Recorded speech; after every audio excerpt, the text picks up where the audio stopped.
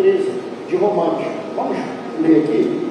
E diz assim: todos devem sujeitar-se às autoridades do governo, pois não há autoridade que não venha de Deus, e as que existem foram ordenadas por Ele. Por isso, quem recusa sujeitar-se à autoridade opõe-se à ordem de Deus, e os que fazem isso trarão condenação sobre si mesmos, porque os governantes não são motivo de temor para os que fazem o bem, mas sim para os que fazem o mal. Não queres temer a autoridade? Faz o bem e receberás o louvor dela, porque ela é serva de Deus para o teu bem. Mas se fizeres o mal, teme, pois não é sem razão que ela traz a espada, pois é serva de Deus e agente de punição, de ira contra quem pratica o mal. Por isso, é necessário sujeitar-se a ela, não somente por causa da ira, mas por causa da consciência. Por essa razão também pagais imposto, porque eles são servos de Deus para atenderem a isso. Dai cada um que lhe é devido. Vou ler de novo. Dai a cada um o que lhe é devido. A quem é tributo, tributo. A quem é imposto, imposto. A quem é temor, temor. E a quem honra, honra. Vamos parar por aqui. É uma pausa. Queridos, quando nós falamos sobre autoridade, há uma confusão muito forte que a autoridade ela foi estabelecida para oprimir. A autoridade ela não foi estabelecida para oprimir. A autoridade ela foi estabelecida por Deus com o único propósito: trazer ordem. Não foi para oprimir ninguém, não foi para subjugar a ninguém. E muitas vezes, assim, por simples atitude, nós pecamos. Eu vou dar um exemplo prático aqui para vocês. Prático. A Bíblia orienta para que nós possamos orar pelas autoridades constituídas, para que nós tenhamos paz. Aí você sabe o que às vezes nós, como cristãos, nós fazemos? Por causa de uma opinião pessoal, uma preferência pessoal, aí nós pegamos, oramos por uma autoridade a qual nós julgamos ser boa, e por outra autoridade nós queremos liberar, proferir palavras de condenação. Queridos, mas a palavra é clara, oremos pelas autoridades para que tenhamos paz. Ou seja, não está ligado a preferência A, preferência B, preferência C. Está ligado a igreja assumir um papel sacerdotal e interceder, rogar ao Senhor para que o temor dele caia sobre as cadeiras de autoridade. A igreja às vezes peca nisso. Irmãos, quem pode vir com temor sobre as cadeiras de autoridade nessa nação? Seja a nível municipal, estadual, federal. Queridos, é Deus, pelo Espírito Santo dele. Então nós precisamos estar atentos a isso, para não descumprir o princípio claro das Escrituras. Orar por todas as autoridades. Você vê, no período de José me fez prosperar qual terra? Qual terra que ele estava ele fez prosperar? O Egito. E qual o problema de prosperar o Egito? Porque, na verdade, Deus deu graça a José para que ele administrasse ali, para que o povo não morresse de fome. Foi Deus que deu graça para José. Então nós precisamos estar atentos a essa questão da sujeição. E mais uma vez, a autoridade ela não está para subjugar a ninguém. A autoridade foi estabelecida para trazer ordem. Você sabe muitas vezes o que acontece? A gente está num tempo tão preocupado, tão corrompido, e muitas coisas negativas têm entrado no seio da congregação. Irmãos, coisas simples.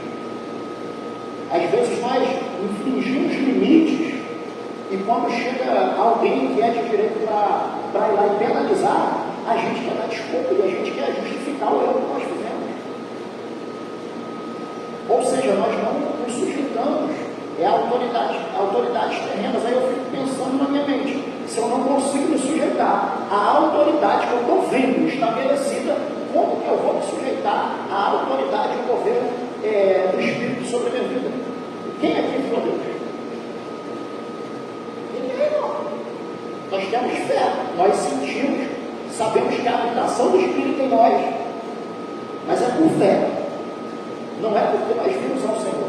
E se nós não conseguimos sujeitar quem nós estamos vendo, quanto mais ao Senhor que nós não vemos. Nós vimos num tempo onde no seio da igreja, quando algum irmão, ou seja, um pastor ou algum irmão presbitério, repreendia a igreja, irmãos, estava tudo certo. As pessoas se sentiam e entendiam que isso era cuidado, para que elas não entrassem na escada no meio do caminho. Hoje, quando nós temos alguma atitude de exortação por amor e em amor, às vezes as pessoas não aceitam. Para você ver como é que está tão corrompido essa questão da figura de autoridade. Claro que nós não vamos fechar os olhos de entender que existem autoridades abusivas. Porque existe. Nós não fechamos os nossos olhos para isso. Mas isso não nos dá liberdade também. Porque toda a autoridade é abusiva. Não é. São pessoas com coração corrompido e que não temem a Deus. Essas pessoas são corrompidas. Mas precisamos sujeitar do nosso coração. E queridos, eu coloquei aqui algo sobre submissão, ela é igual à obediência. E um exemplo que eu quero dar para vocês aqui, eu anotei Filipenses no capítulo 2. Vocês acham que quando o nosso Senhor está lá escrito que ele foi obediente até a morte de cruz, foi tranquilo? Não foi tranquilo. Mas ele decidiu ser obediente ao Pai. E ele foi até as últimas consequências. E dentro desse contexto aqui, eu meditando essa semana, teve uma restauração no âmbito sacerdotal que o Senhor chamou a minha atenção. E aqui eu abro esse parênteses para a gente entrar em algo que isso vai fazer muita diferença nos dias que antecedem a volta do Senhor, com base em Malaquias 4, aquilo que nós temos, que é a conversão do coração dos pais aos filhos e dos filhos aos pais, que é o que? A restauração do sacerdócio familiar. Porque não adianta nós queremos, como igreja, ter autoridade para funcionar fora, se nós não tivermos uma coisa dentro alinhada. Irmãos, é uma coisa assim que chega a dar muito pavor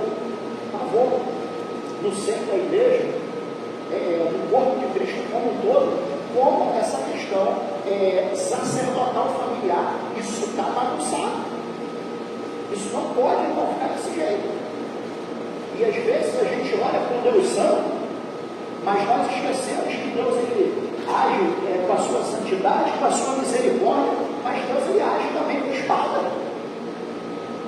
Ele age com espada. E há um padrão claro nas Escrituras quanto ao nosso proceder familiar. Há um padrão claro quanto o papel do esposo, o papel da esposa e o papel dos filhos.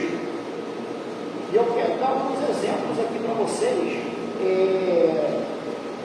Eu não vou abrir para a gente não tomar muito tempo, mas quando nós falamos sobre a restauração do sacerdócio familiar, eu vou tocar lá na frente aqui no ponto de pureza e santificação, mas nós vemos na Bíblia algumas famílias sacerdotais que eles falharam na missão. Vou te dar um exemplo aqui. Um camarada que ele preparou um grande profeta que foi Samuel, Eli. Esse camarada ele falhou no sacerdócio dele familiar. Os filhos estavam bagunçando a casa do Senhor e Eli foi omisso. O que o Senhor fez com a casa de Eli? Cortou ele. E se você for pegar lá a história, Hófni, Finéias e tudo mais, eles morreram e o pai, quando recebe a notícia, caiu e morreu também. Isso é o que? Uma casa sacerdotal que falhou na sua missão. Nós vemos um outro caso disso, de uma casa sacerdotal falhar no cumprimento da sua autoridade. Nós vemos Abinadab. A arca da aliança na casa de Abinadab. Aí Davi chega cheio de boa intenção para querer levar. Mas espera aí, quem o rei ou era a casa sacerdotal? Era a casa sacerdotal, irmão. A arca da aliança estava onde? Estava na casa de quem? Estava na casa de Abinadab. E cabia a casa dele dizer como a arca seria transportada, porque já estava estabelecido como deveria acontecer. Aí Uzá, cheio de boa intenção, sabe o que ele fez? Ele foi lá, estava transportando a arca, era a carroça de boi. O outro professor lá ia cair a arca, ele cheio de boa intenção, vai lá e estava na arca. Deus mandou ele ter que orar, ou foi porque eles não cumpriram o que eles deveriam cumprir?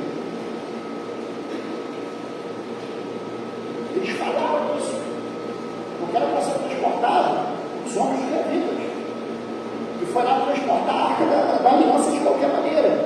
Queridos, isso são exemplos de famílias sacerdotais que falharam. Um outro exemplo que o Senhor agiu com justiça sobre o neto de Nabucodonosor. Pegar as coisas do tempo que são santas e está usando de forma profana.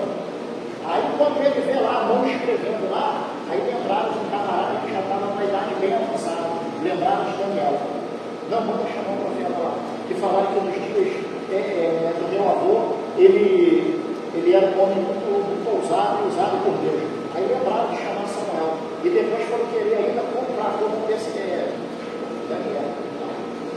Nabucodonosor, Daniel. Foram querer comprar Daniel. Daniel não quer presente de você não quer nada. Não quer nada. Então, irmãos, a gente precisa se atentar sobre essa restauração do sacerdócio familiar. Depois eu até posto lá, esse eu não fiz nem do bloco de nota, fiz a mão, o contexto familiar, quando nós olhamos para o cumprimento do papel, Efésios 5, 22 até o 33, quando vai estar dizendo lá, vamos ler alguns versículos, Efésios 5, vamos lá, diz assim, até tem um subtítulo aqui na minha Bíblia, os deveres do lar. Diz assim no capítulo 5, versículo 22: Mulheres, cada uma de vós seja submissa ao marido, assim como ao Senhor, pois o marido é o cabeça da mulher, assim como Cristo é o cabeça da igreja, sendo ele mesmo o salvador do corpo. Mas assim como a igreja está sujeita a Cristo, também as mulheres sejam sujeitas em tudo, submissas ao marido. Pausa. Esse texto é um texto aqui muito mal interpretado. Quando nós falamos sobre a mulher, ela está cooperando, ela ser submissa ao marido, a mulher está lado a lado cooperando com a missão do marido. Aí nós pegamos os camaradas, os desorientados, que entendem que submissão é subjugar, é botar junto, não é estar errado. E nós vamos ver o papel do homem aqui, qual é o papel do homem. Como que nós queremos, como maridos, que as nossas esposas submetam a nós, elas olhando para a gente e não vendo clareza da direção de Deus na nossa vida? Como é que funciona na nossa vida? Fica difícil. E um erro gravíssimo. Aí aqui eu quero dar uma orientação às esposas. Esposas, se o teu marido estiver falhando no papel, se canse, se desgaste, em alertá-lo. Não queira cumprir o papel dele. Porque nós queremos fazer, você sabe o que é? Não, eu não quero me aborrecer. Irmãos, todos nós, quem é casado com isso? Todos nós.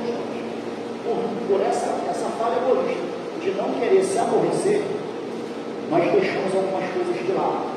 E essa conta, ela vem cara. Esse saldo fica caro para pagar depois. Porque no nome, e isso é egoísmo. Olha, fala, nossa, muitas vezes eu não quero me aborrecer. Eu estou pensando em quem? Eu estou pensando na família ou eu estou pensando no meu bem-estar? Isso é egoísmo, irmão.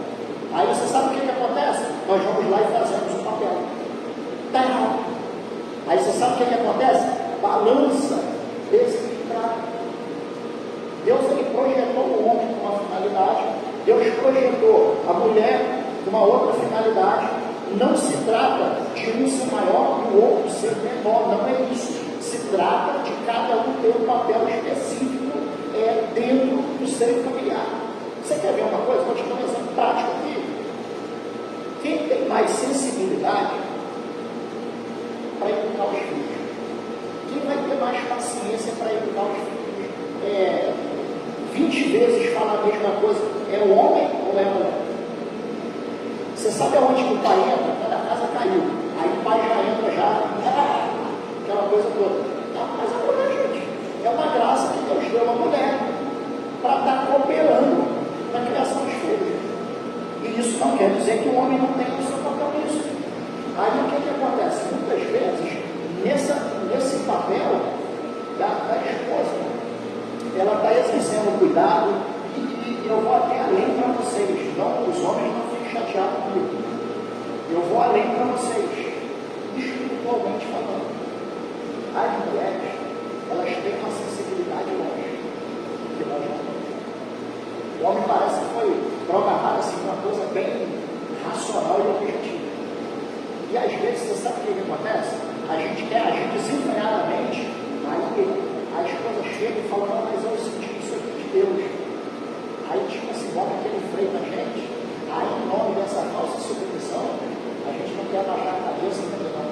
Minha esposa teve clareza de Deus aqui, coisa que eu não tive, eu preciso submeter a palavra que ela trouxe. E vamos seguindo aqui. A submissão, querido, não excede a esposa, ela precisa olhar para o marido e ver a direção de Deus.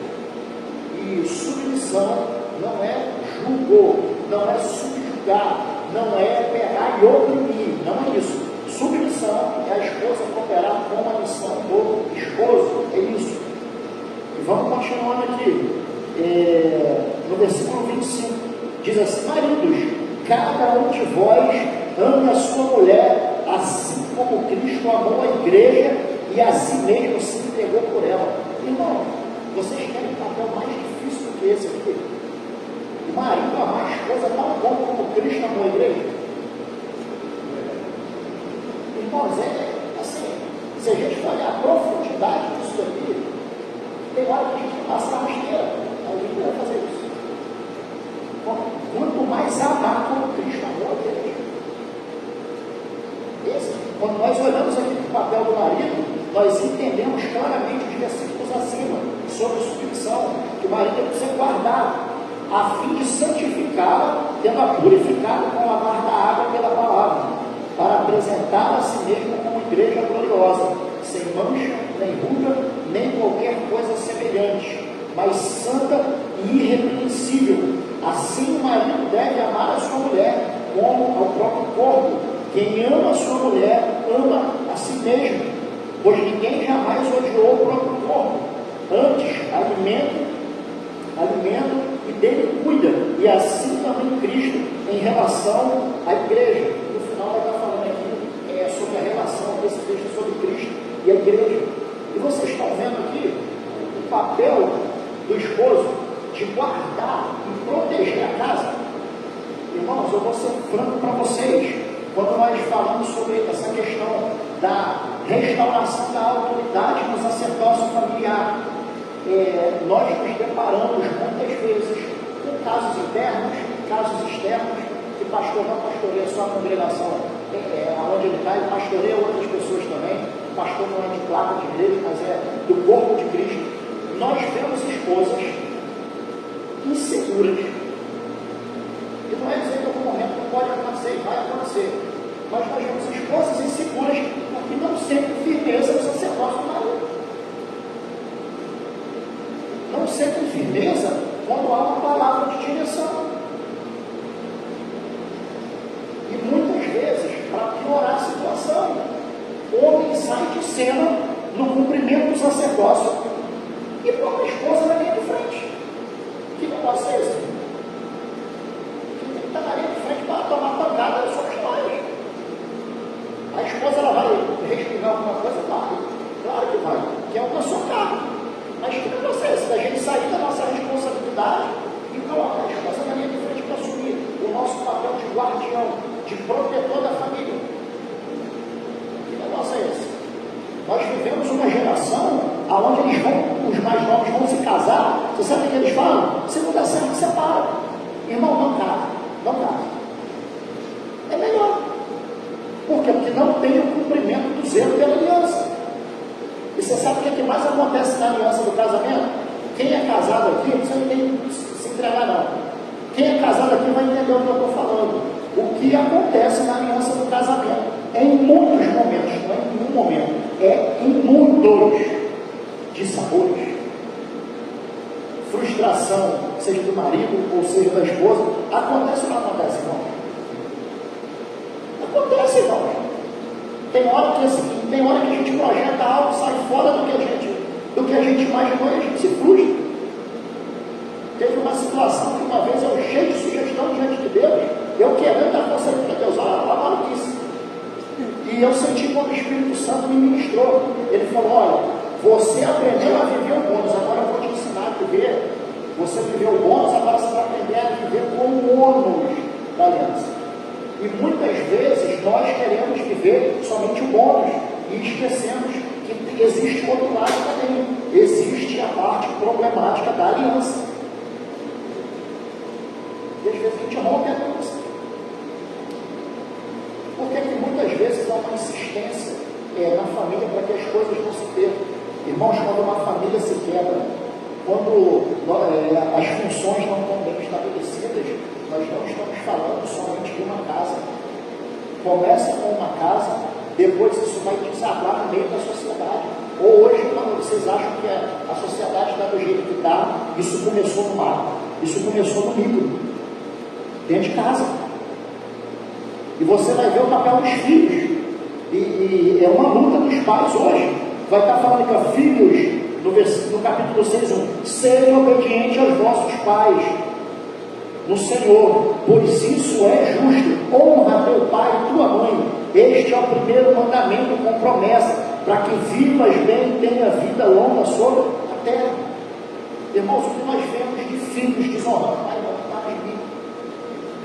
O filho, ele não tem a noção de quanto o pai e a mãe soa, sangra no meio do caminho, para que lá na frente eles sejam alguém.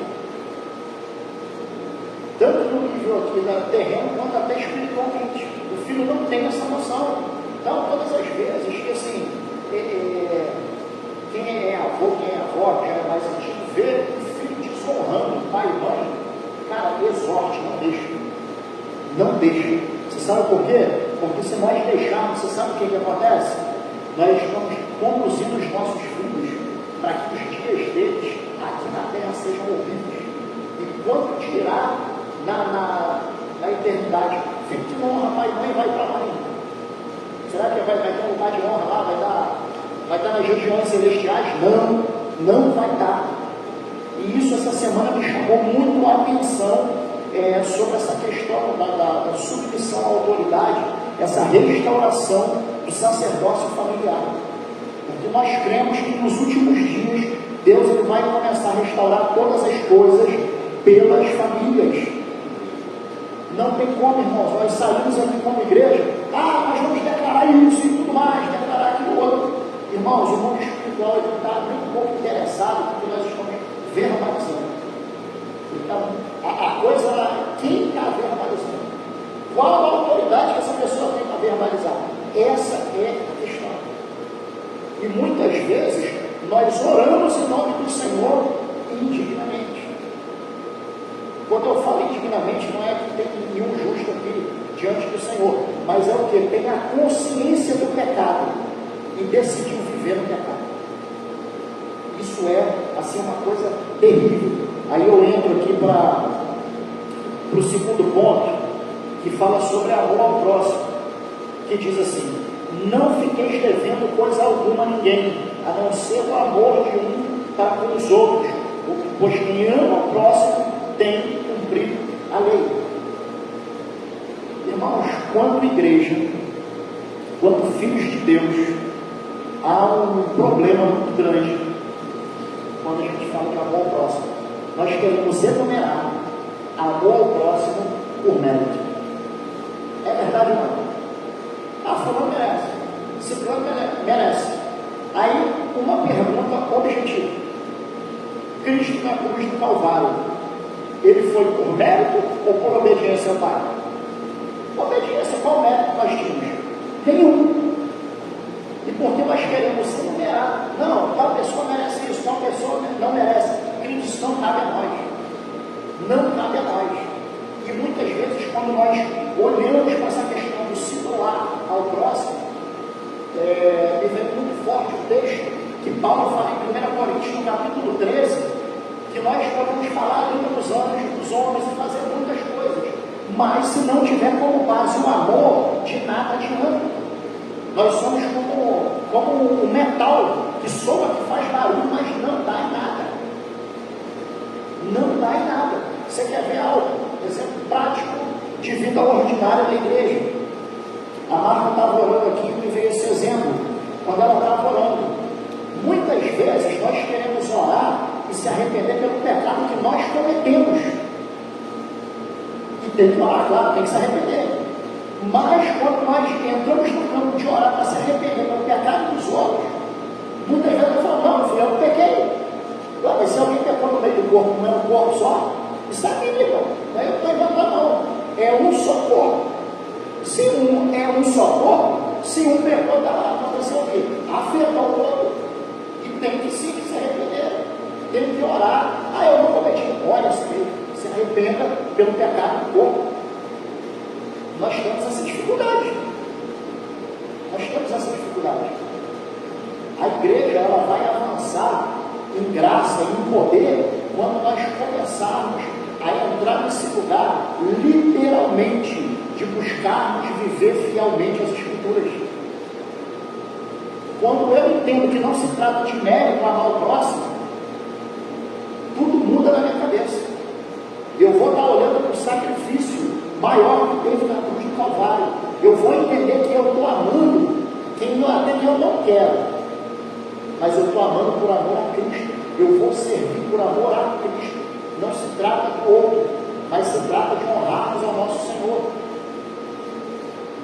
Se tem alguém largado, perdido, e não tem quem tem compaixão de pregar a palavra, como é que vai converter, irmão? Não vai. Não vai. Um monte de crente 007 na empresa. Ninguém sabe que você é crente. E como é que funciona isso? Aí é uma dúvida que fica na minha cabeça. Se você está inserido num ambiente que ninguém sabe que você é cristão, alguma coisa você deve ter de cotidiano de vida errado, e que você talvez tenha vergonha até de expressar no seu trabalho.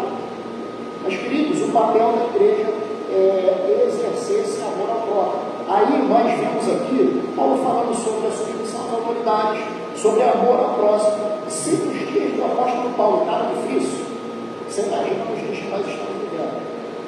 Os corações se esfriando, o amor se esfriando, a fé se esfriando. Nós não podemos nos conformar, irmãos, com o que está acontecendo com o padrão do Senhor. A igreja, ela não pode se conformar. Nós precisamos olhar para Apocalipse 21 e entender que a Nova Jerusalém, ela vai descer dos céus. Nós estamos nesse mundo, mas nós não vivemos baseado no que de ruim está acontecendo aqui. Nós vivemos baseado no nosso Senhor. Ponto, pacífico, não tem discussão sobre essas coisas. Mas às vezes a igreja deixa de exercer o seu papel com autoridade, porque faltam coisas básicas. Irmãos, o que mais está acontecendo? Esse período que nós estamos vivendo agora, assim, chega a ser constrangedor. Como o mundo, eles têm, assim, intensidade naquilo que eles estão fazendo lá fora. E como a igreja é fria para adorar o Senhor de forma fervorosa. E quando eu falo adorar, não estou falando aqui só no momento que nós estamos aqui cantando, não. Eu estou falando de uma vida ordinária de segunda a segunda. Ficar aqui dentro que é nome, mas e o pós lá fora? Como nós estamos erguendo o nome do Senhor? Com honra ou nós estamos em desonra? Nós devemos fazer essa pergunta. Irmãos, todos nós, entenda isso. Quando passamos o filtro no nosso coração, nós vamos ver coisas para ajustar. Não existe. Eu estou falando aqui para vocês. Ao mesmo tempo que eu estou falando para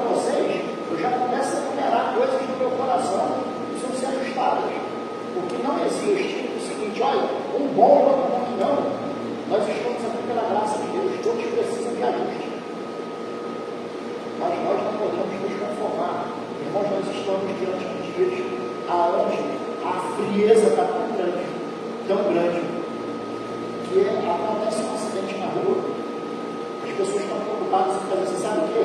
Registrar um acidente do que socorrer com a vida. Como é que cabe uma situação dessa? Isso é frieza, irmão. E a Bíblia fala do amor de quase todos. Vai se esfriar. Quase todos, irmão. Muita gente. Não é pouca, não. Muita gente. Se a gente não se atentar com isso aqui, nós entramos com essa estatística. É uma luta diária. Renunciarmos à nossa vida, porque servir ao Senhor é isso. Tomar a nossa cruz a cada dia. Renunciar às nossas vontades e segui-lo. Não tem como ser diferente. Você vê a palavra do João Nilo.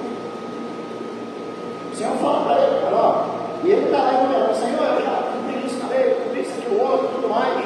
Aí o Senhor vai lá no calcanhar dele. Vai vender tudo que você tem e me segue. Por que ele se entristeceu? Porque o Deus dele era o que ele tinha. Não era o Senhor. Ele não queria abrir mão daquilo que ele tinha. Nós precisamos pensar sobre essas coisas. E uma outra coisa, irmãos, é muito fundamental que nós sejamos nesse tempo onde as relações estão tão frágeis, que nós sejamos nesse tempo intencionais nos relacionamentos. Irmão, nós vamos desenvolver aliança profunda com todo mundo? Não tem como, isso é loucura. Mas nós temos aqueles que o Senhor nos deu para desenvolver aliança profunda. Nós vamos comungar todos juntos, nós vamos ter a aliança, mas essa aliança ela vai ter níveis de profundidade. Nós precisamos ser intencionais com isso. Ser intencional e estar na comunhão, estar no meio do corpo. E quando eu falo ser intencional, estar no meio do corpo, não é vir no culto e na reunião caseira, não. É intencional, fora disso daqui, tem a comunhão com o irmão. Tem gente que só vê o irmão duas vezes na semana. Comigo e pensa. É ser intencional, chama uma pessoa para o seio da tua casa. Aí você vai virar e você vai falar para mim assim, mas poxa, mas assim, eu gosto de praticar solitude e tudo mais. Irmãos, pensa na luta que eu travo todo dia. Eu sou uma pessoa que se deixar por mim, 99% eu quero estar na solitude. É meu. Não é solidão, é diferente, é solitude. Meu tempo de reflexão, de me recompor, mas eu luto com isso. Eu falo, não, eu tenho que estar com irmãos, porque o negócio é esse. E eu vou de boa, eu não vou de cara nada, não. Eu vou com prazer, eu atendo e vou lá comer junto também, que não dá para ser só treva, né? Só convidar o pastor e outra coisa. Nunca convide o pastor com segundas intenções. Porque às vezes o que acontece? Às vezes está lá cheio de B.O., aí se convida o pastor, vem almoçar aqui em casa, vem jantar aqui em casa, mas fica tranquilo que não tem B.O. não. Aí no decorrer da comida, irmãos, começa aquele carregar o dinheiro ali. Irmão, não faça isso quando for B.O., fala, ó, você vem comer, vai ter B.O. para resolver.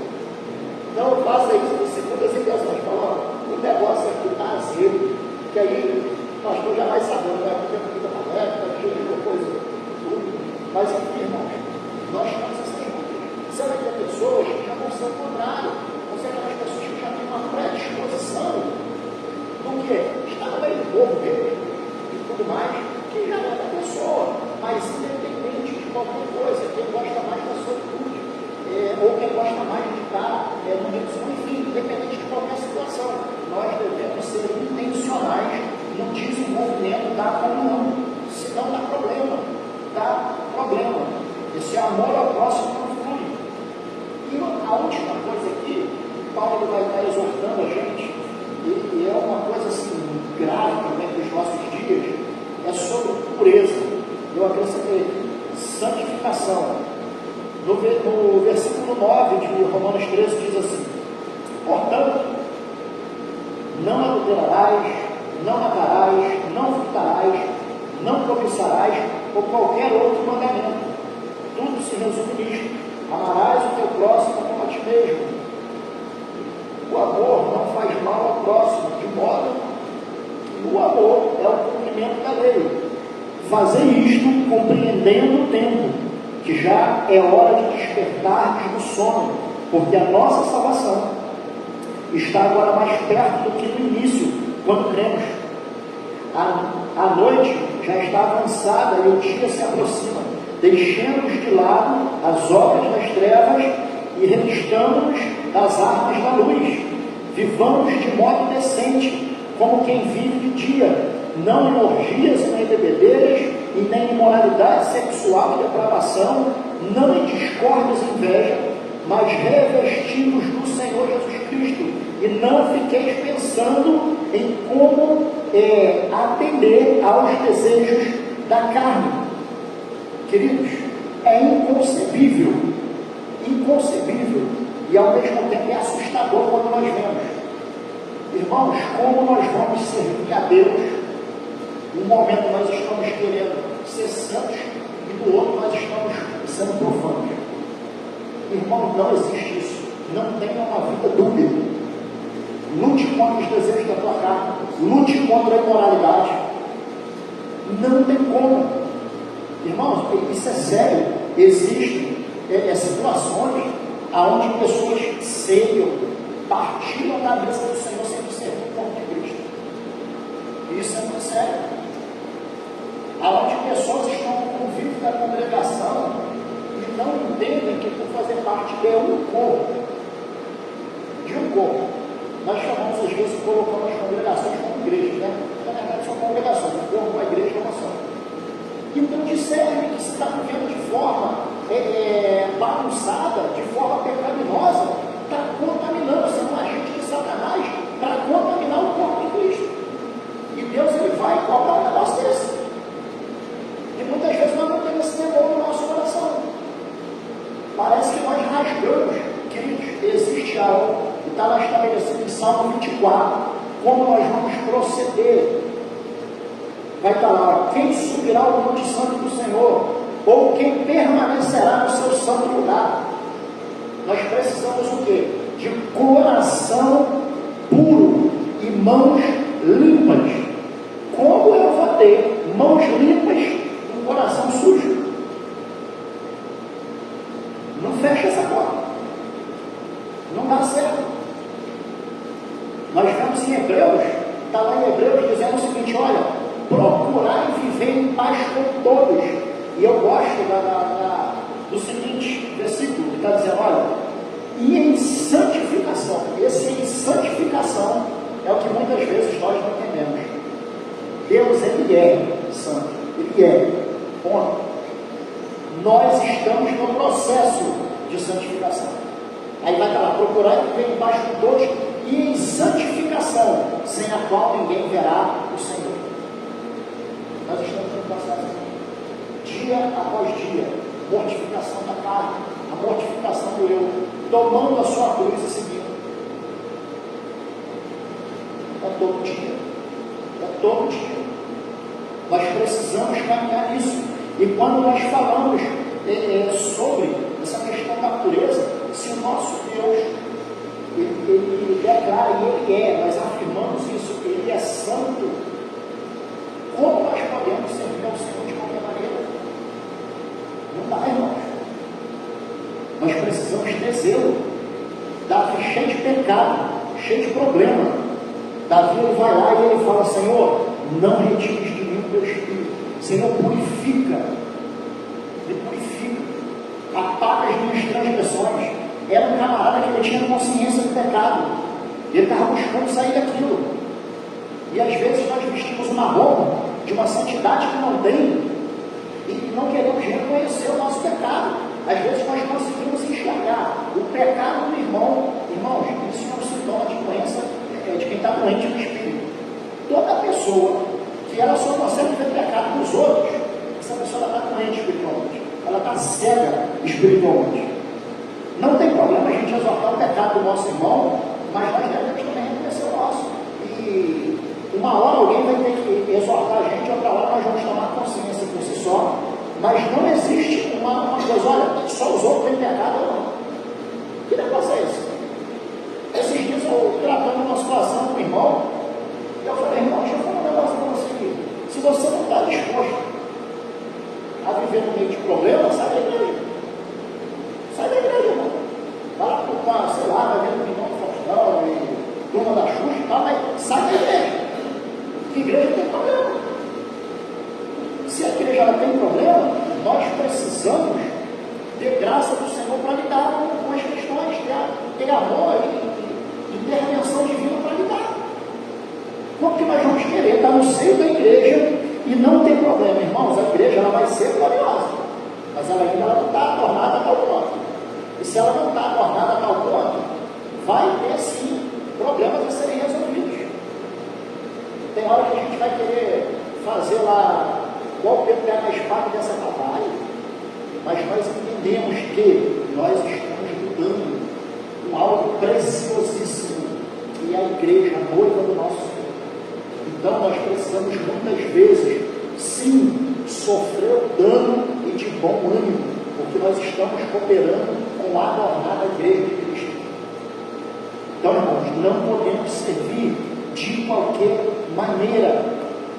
E você quer ver uma outra questão que revela uma pessoa quando ela está séria espiritualmente.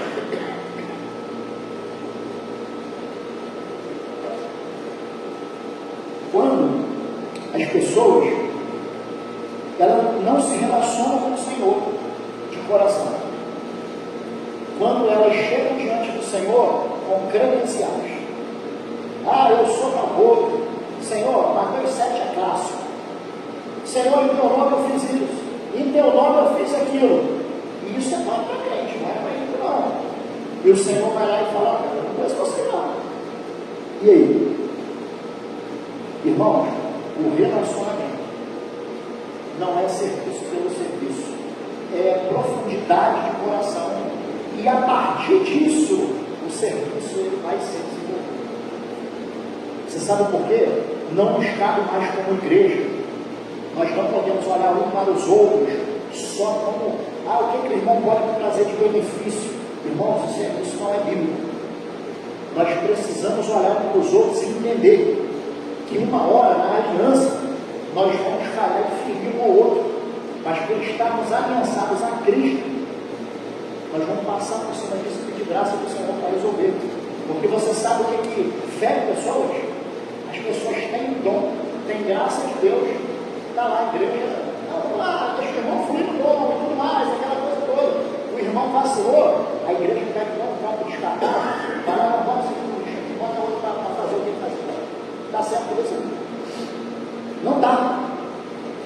Alguém que faz algo, errou. Nós vamos exortar e talvez por um tempo deixar de fazer e tudo mais, mas descartar isso não é papel da igreja, não. Não é. E muitas vezes nós confundimos o relacionamento e nós tratamos mais com os dons do que com o coração.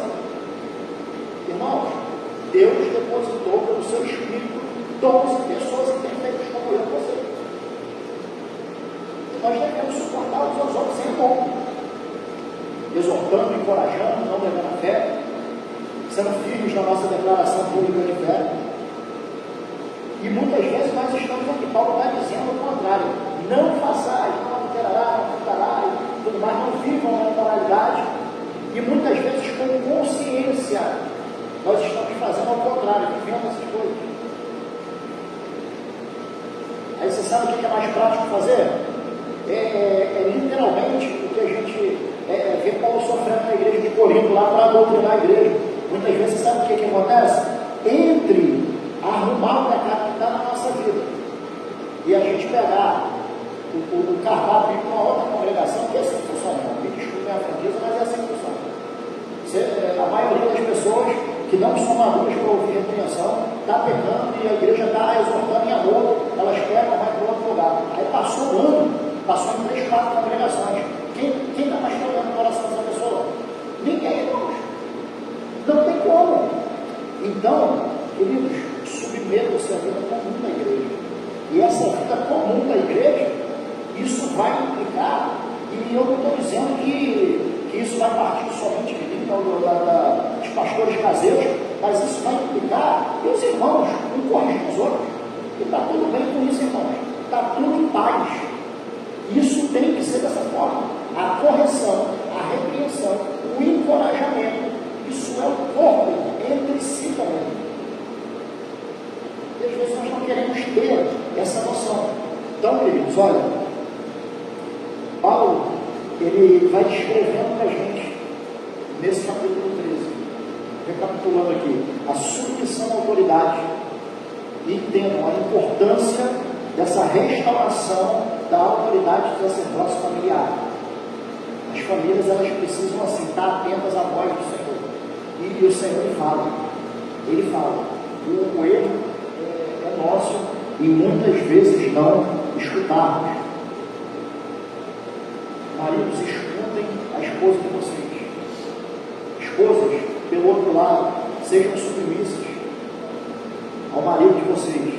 E se eles estiverem desalinhados com a voz do Senhor, vai lá e exorta, não faça o papel. Filhos, sejam obedientes aos nossos pais. Irmãos, que a gente possa receber graça do Senhor, para a gente derramar amor. Para a pessoa que passa na rua, que a gente não dá nada, ela está perdida. Que se a graça do Senhor, a gente ter compaixão lá e falar do amor de Deus para essas pessoas. E que nós possamos viver em pureza e nesse processo de santificação. Senão, irmão, não tem nada a ver.